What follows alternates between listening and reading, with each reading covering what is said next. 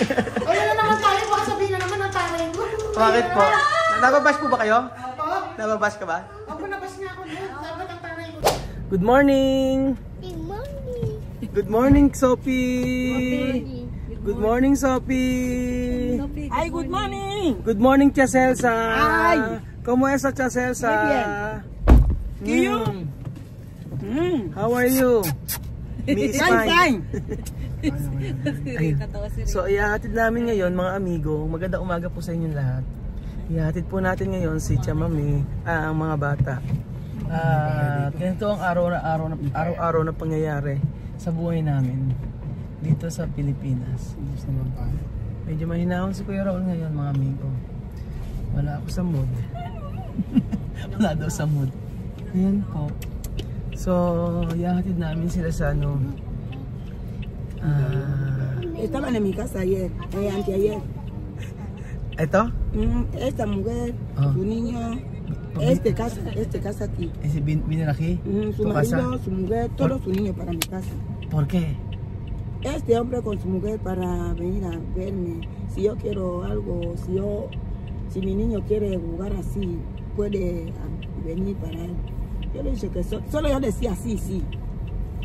Este hombre que tiene este coche. ¿Cómo va todo? ¿Entiende? Esta mujer uno habla español. Uno habla español un poco así. Mami Cookie estaba. Hala, may napunta raw kila Tia Mami. Yung kapitbahay. Sila Ate LB. Tsaka yung sila, paano ka po eh? Sila Michelle. Yung mga kapitbahay dito, napunta raw kila Tia Mami. At ang sabi daw ganun, kung gusto raw maglaro, magpunta naman. Ako nangingip, may mga nangangapit bahay na kila Tia Celsa. Nako.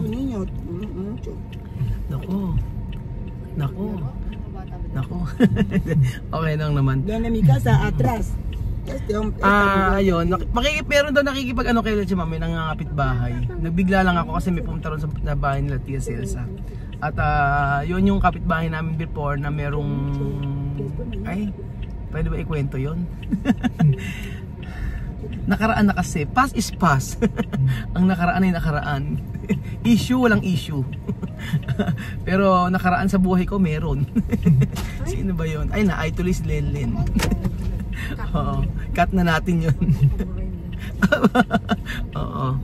Doon kasi nakatira ang aking dating kaibigan.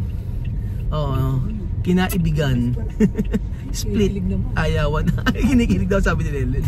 Hindi. So ayun pa mga amigo, papunta po tayo ngayon sa bayan at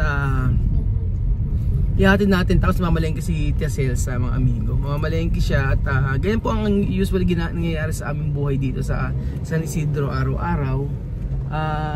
Si Chuchen hindi na umiiyak. Chuchen, bakit hindi ka na umiyak ngayon pagka papasok? Excited ka na? Kian, excited ka pumasok, Chuchen? Excited ka pumasok kayo.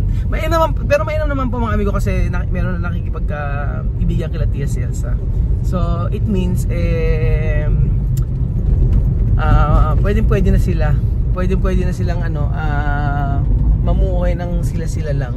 Pero syempre kailangan sa pagpapalengke kasama pa rin natin sila. Mainam yun, at least hindi sila maiinip. Mucho tiempo Tia Mami, binirto ka sa? Sí, Mami Cookie estaba.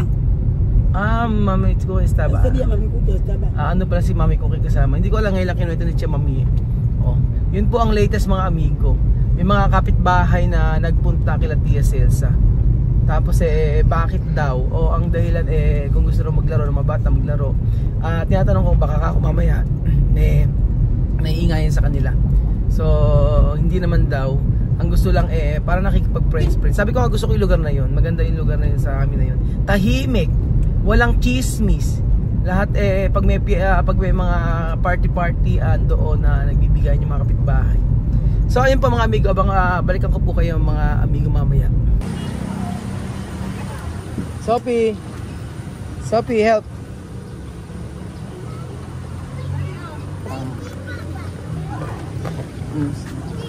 Yan na. Kian, di yata umiyak ngayon Kian. Kian no, llorar. Okay, punta sa loob. Pasok sa loob. Ayan sila. Good morning!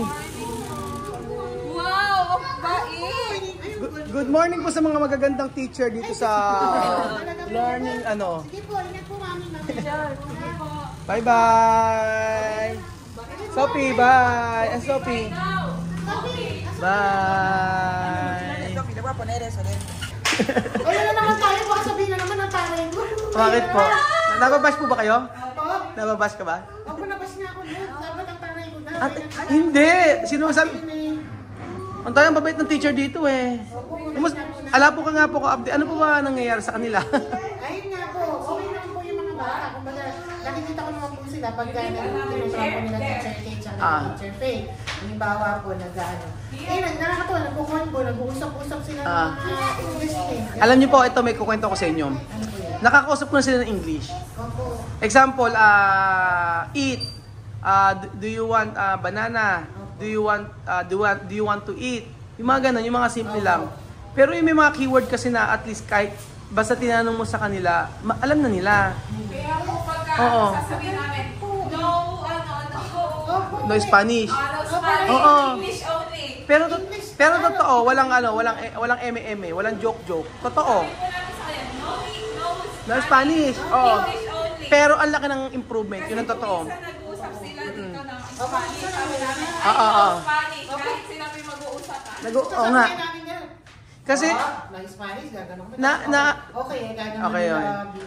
Naobserbahan ko kahapon, itinry ko sila itanong sila ng English, mga ganon. Nasasagot naman nila. Hindi lang complete yung sentence, pero at least naiintindihan nila. Oo, yun ang importante. Sasabi ko, do you want to eat? What do you want to eat? Ganon. Do you want juice? No, sasabihin niyan, I want water. Ganon, yung mga ganon lang. Ito nga po, itong Maya, ko lang din, nung unang bago-bago talaga dito sila, si Vivian nakakatuwa. Pero pag gusto ko mga 3 session pa lang po yata, may gano'n siyang pera. May gano'n siyang pera sa bulsa. Ewan ko magkano, 1 something, 200, parang ganyan. Kasi tuturo siya ng doon daw, bibili yata siya ng brief, parang gano'n yung titingin sa Sa okay. Opo, yun. Sabi niya ganyan, teacher, ganyan gano'n. Tuturo niya yung short niya. Sabi ko nga, you want to buy something, kasi nakita nito. Sabi niya gano'n, yes, ay ganyan gano'n. Tapos yung gano'n, una sinabi niya, parang panty. Sabi ko, no, panty, brief for boys. Sabi ko gano'n, panty for girls. Yes, ay ganyan gano'n. Sabi ko, ba't siya naman, nagpapasama ka ako bumili doon. Parang siguro, pamilyar po ba siya sa bilihan dito? Ano na? Pamilyar siya sa mga bilihan? Hindi. Ay, hindi po. Oo, pero ayan, si Teacher Kay. Pero nabibilang ko naman na sila. Ay, nabibilang ko sila. No? Good morning po, magandang teacher. Ang napakagandang teacher na matindi po ang pakikipagsapalaran sa mga estudyante na naghahatid pa po ng bata. Bye-bye! Hi, Jama, anong gagawin mo dyan? Ukay! Samsa! Nagsasamsi si Tia Celsa. Ayan mga amiga, pumunta na po tayo sa tindahan, sa palengke. Ayan, ang daming pinya. Chamame, what do you want to buy? Ha? At Chamame, what do you want to buy? Ha? Baboy. Nakakaintindi na. Galina There. Over there. Ha? Sin. Galina there. Over there. Wala dito ito, Galina. Ano po na? Good call? Ito, Galina. Ha? Este, puerte. Quanto? How many? 2. Dalawa po. Ay. Chop. Ha? Chop na raw. Chop na. Maestra ha dicho, todo niños está bien. Ahora hablar English. Ayun. Sinabi ko kay Celsa na sinabi ng teacher na yung mga anak niya ay marunong na mag-English. So nakakaunawa na. Cuando ella hablar con sus niños English, aprender. Entiende? Entiende, sí. So ayan, sabi ko gano'n kay Chamame, pagkakalimbawa ito, kinausap niya yung mga bata, naiintindihan na yung English. Ano ba sabi niya? Sila ang niluluto nila dito, ano eh. Yung African food eh. Meron silang parang tomato sauce. Pero ang gamit nila, palmiste o yung palm tree. Yung kulay pula. Pinakukuluan nila yan. Oo, lasang apritada na may na kaldereta na kare-kare. Ganyan yung lasa pag nagluto. Ayan.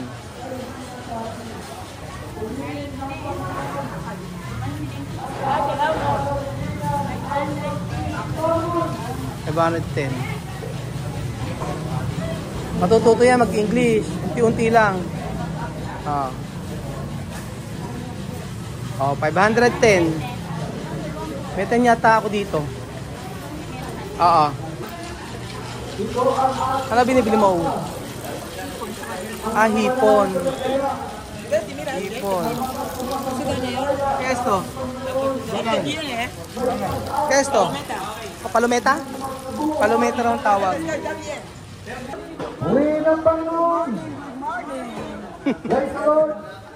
Good morning daw. Flour, harina. Gusto yan. Ating mga mahal sa buhay na mga nauna na. I can do that antes. Aha. Ilan ba? How many? Quanto? 4 daw po ngayon. 4 na ganyan. Reunion. Mayroong mangyayaring malaki kapag ang lahat ay mabubuhay na muli. Flour po, 4 po. Ano po? Magpapangita ulit ang Chamame. mga magpapamilya. Flour, harina. Magpapangita muli ang mga magkakamag-anak. Praise the Lord! Ano pa? Na ang mga sumasampalataya Tomate, kay tomate. sa ating Panginoon. May Yata? pag-asa. Ito pa. Tomato sauce po. Tomato sauce. Ganyan ba'y mabubuhay Yan po. na muli. Hindi po. Mabubuhay siyang muli Isa po, isa. Yan po. para sa buhay Ayan. na walang hanggan. Yan, mulido. Humingi ng Magkano po lahat? Praise. Kaya sa umagang ito, mga minamahal, higit pa sa anumang How much daw po? Wait. pananampalataya. 430. At tayo'y magpatuloy. So, pagpalain mo po ang Aha. mga anak. Pagpalain mo ang pamilihang bayan ito. Ang kanyang mga kasamahan na nangangasiwa ng pamilyang bayan ito. Okay. Patuloy mo silang ingatan. Patuloy mo silang palakasin. Patuloy ang kagalingan sa kanilang mga karamdaman. Ang mga nalulungkot. So ayun po mga amigo. Nakabili na po kami ng pagkain nila Tia Celsa.